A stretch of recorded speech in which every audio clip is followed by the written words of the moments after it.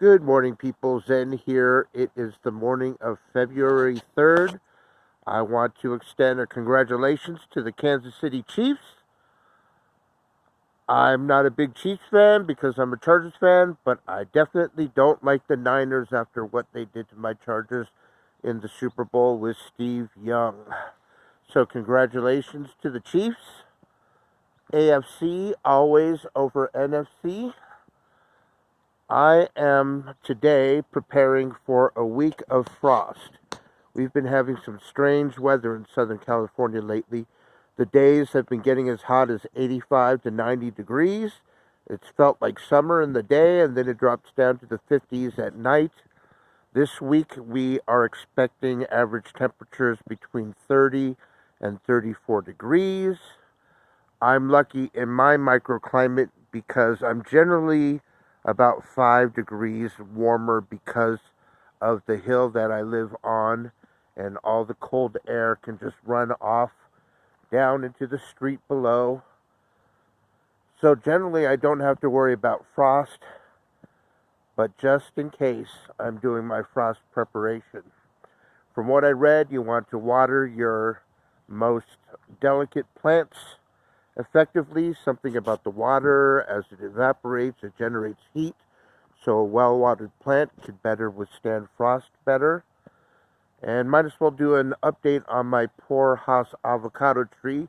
Take a look at my previous videos on me transplanting a full tree with leaves and watching all the leaves dropped off because of transplant shock. And now you can see how much dieback I've had. I've had to generally cut off some of the branching that has died back. That died back, had to take it off. Had to take that off. So this tree was looking a lot better when I first got it. The only reason I'm keeping it around is because it still seems to be trying to outgrow the ill effects of the transplant shock. I had to take the top off. I figured the root system isn't able to take care of the tree or to effectively support all the branching and the leaves that it had. All the leaves that were coming out were ending up coming out damaged. They would drop off, but now I'm finally getting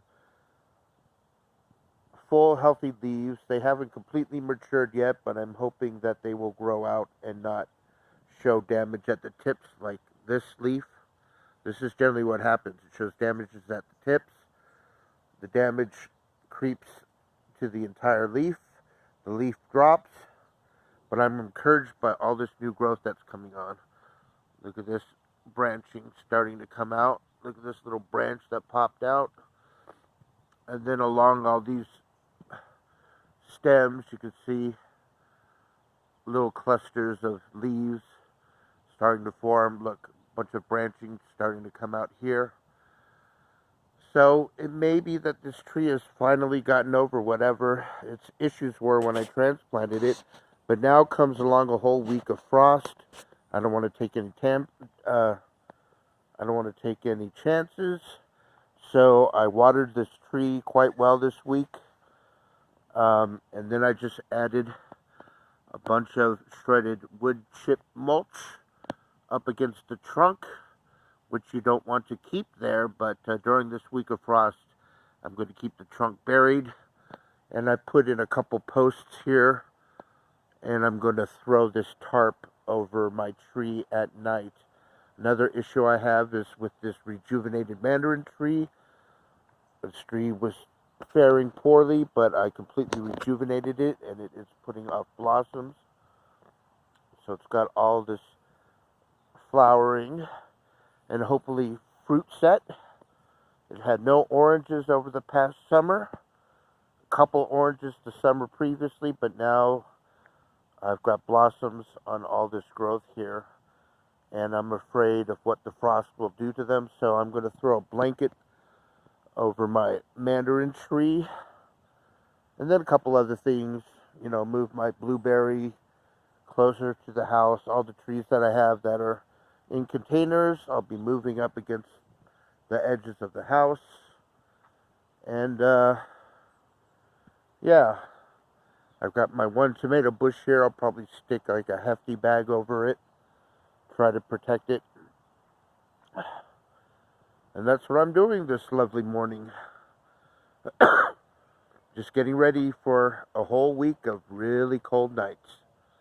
Hope everyone's had a good time watching the Super Bowl. Have a good morning. Take care.